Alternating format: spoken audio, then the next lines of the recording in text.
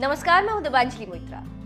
भारत के इतिहास में आपने मुगल शासकों के वीरता की काफी कहानी पढ़ी होगी, सुनी होगी। आज हम आपको भारत के हिंदू शासकों के पराक्रम की कहानी बताएंगे। भारत को महान शासकों का देश कहा जाता है। यहाँ ढेर सारे राजाओं ने अपने अपने ढंग से राज किया। सबसे पहले बात करते हैं सम्राट अशोक की। सम्राट अशोक को प्राचीन भारत पे मौर्य राजवंश के राजा के रूप में जाना जाता है। पिता बिंदुसार की मृत्यु के बाद उन्होंने राजगद्दी संभाली थी। सम्राट अशोक को राजा चाणक्य ने बनाया। सम्राट अशोक के बारे में कहा जाता है कि उन्होंने अपने राज्य का विकास उत्तर में हिंदू कुश से लेकर दक्षिण में गोदावरी नदी के दक्षिण तक के साथ साथ कई अन्य राज्यों को अपने राज्य में मिला लिया था। बस वो कलिंग को अपने अधीन नहीं कर पाए थे। जानकारों की माने तो कलिंग युद्ध के बाद सम्राट अशोक ने बौद्ध धर्म को अपना लिया था। महात्मा बुद्ध की स्मृति में उन्होंने एक स्तंभ भी बनवाया जो अशोक स्तंभ के नाम से प्रसिद्ध है और जिसे भारत का राज चिन्ह होने का गौरव मिला। महाराणा प्रताप। अब बात दूसरे महान राजा महाराणा प्रताप की। महाराणा प्रताप ऐसे राजा थे जिन्होंने मुगलों का शासन मरते दम तक मंजूर नहीं किया। उनका मन बचपन से ही मातृभूमि की भक्ति में रम गया था। उनके बारे में कहा जाता है कि उन्होंने अपना पूरा जीवन राष्ट्र, कुल और धर्म की रक्षा के लिए अर्पित कर दिया। वो अकबर जैसे बड़े शासक का मुकाबला करने से भी पीछे नहीं हटे। हालांकि वो अकबर से जीत न सके और जंगलों में भटकने को मजबूर हुए। इसके बावजूद उनका साहस नहीं टूटा और महाराणा प्रताप चित्तौड़गढ़ वापस लेने में कामयाब रहे। कहते हैं कि महाराणा ने प्रण लिया था कि जब तक वो चित्तौड़गढ़ वापस नहीं लेंगे तब तक चैन की सांस नहीं लेंगे, जिसे उन्होंने पूरा भी किया। छत्रपति शिवाजी महाराज। भारत के हिंदू राजाओं में से ऐसा नाम जिनके नाम पर आज भी देश में लोगों का सिर फख्र से उठ जाता है। शिवाजी महाराज मराठा शासन के बहुत ही लोकप्रिय और सफल राजा थे। महाराष्ट्र के लोगों की जुबान पर आज भी उनकी शौर्यता के किस्से सुनने को मिलते हैं। इतिहासकारों की माने तो बचपन से ही शिवाजी महाराज में देशभक्ति की भावना थी। छत्रपति शिवाजी महाराज एक कुशल शासक के साथ साथ एक सफल रणनीतिकार भी थे, जिन्होंने अपनी रणनीति के बल पर कई बार मुगलों की आंख में धूल झोंक दी। शिवाजी महाराज की सेना में 1 लाख से भी ज्यादा सैनिक थे। कहते हैं कि युद्ध के लिए उनके अपने नियम थे, जिन्हें उन्होंने अपनी शिवाजी सूत्र में लिखा था। पृथ्वीराज चौहान। आपने पृथ्वीराज चौहान का नाम सुना ही होगा, जिन्होंने बचपन में ही शेर का जबड़ा फाड़कर अपनी वीरता को प्रदर्शित किया था।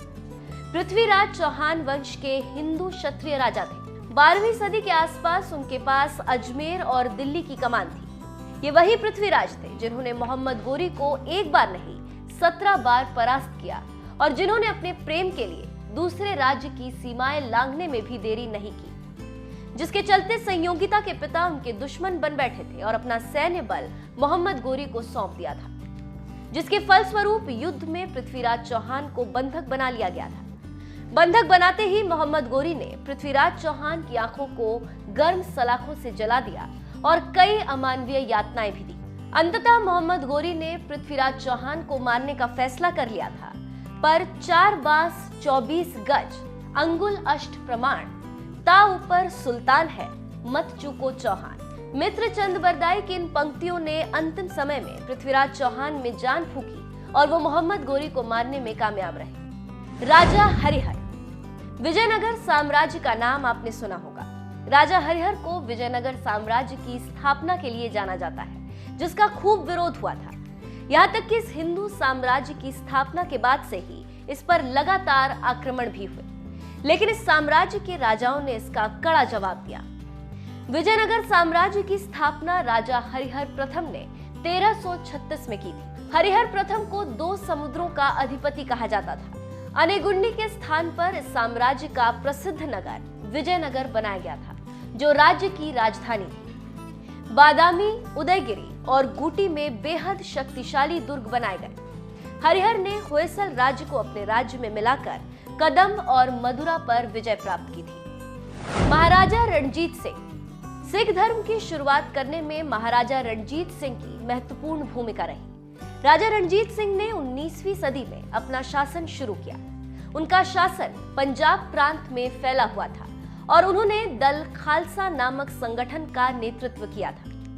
रणजीत सिंह ने मिसलदार के रूप में अपना लोहा मनवा लिया और अन्य मिसलदारों को हराकर अपना राज्य बढ़ाना शुरू कर दिया था। पंजाब क्षेत्र के सभी इलाकों में उनका कब्जा था। रणजीत सिंह ने अफगानों के खिलाफ कई लड़ाइयां लड़ी और पेशावर समेत पश्तून क्षेत्र पर अधिकार कर लिया। ऐसा पहली बार हुआ था कि पश्तूनों पर किसी गैर मुस्लिम ने राज किया। उसके बाद वो पेशावर, जम्मू कश्मीर और आनंदपुर पर भी अधिकार करने में सफल रहे। राणा उदय सिंह। उदयपुर अगर आप कभी गए हैं तो आपको बता दें कि जिस राजा के नाम पर इस शहर का नाम है वो राणा उदय सिंह थे। राणा उदय सिंह महाराणा प्रताप के पिता थे। उनके बारे में कहा जाता है कि 1541 में उन्हें मेवाड़ की कमान मिल गई थी, जिसके कुछ ही दिनों बाद ही अकबर ने मेवाड़ की राजधानी चित्तौड़ पर चढ़ाई की। इस लड़ाई में मेवाड़ के हजारों लोगों की मृत्यु हो गई और राणा उदय सिंह को लगा कि अब कुछ नहीं हो सकता, तो उन्होंने जयमल और फत्ता आदि वीरों के हाथ में मेवाड़ को छोड़ दिया और उदय सिंह अरावली के घने जंगलों में चले गए, जहां उन्होंने वहां नदी की बाढ़ रोक उदय सागर नामक सरोवर का निर्माण किया था। कहा जाता है कि यही वो जगह थी जहां उदय सिंह ने अपनी नई राजधानी उदयपुर का निर्माण किया था। अजातशत्रु। मगध साम्राज्य के कई राजा बहुत प्रभावी हुए। अजातशत्रु मगध के एक प्रतापी सम्राट थे। कहा जाता है कि अजातशत्रु ने अपने पिता बिंबिसार को बंदी बनाकर सत्ता हासिल की थी। अजातशत्रु के समय में मगध मध्य भारत का एक बहुत ही शक्तिशाली राज्य था। वो मगध का विस्तार पूर्वी राज्यों में लगभग कर चुके थे, इसलिए अपना ध्यान उत्तर और पश्चिम पर केंद्रित करते हुए उन्होंने कौशल और पश्चिम में काशी तक को अपने राज्य में मिला लिया था। ये तो महज कुछ एक हिंदू राजाओं का नाम है जिन्होंने अपने कौशल से न सिर्फ शासन किया बल्कि अपने कीर्तिमानों के लिए इतिहास में दर्ज भी हुए। हमारी कोशिश होगी कि हम आपको एक एक करके देश के प्रतापी राजाओं की कहानी सुनाएं। अगर ये वीडियो आप YouTube पर देख रहे हैं तो पेज को सब्सक्राइब करें और अगर Facebook पर देख रहे हैं तो आप पेज को लाइक जरूर कर लें।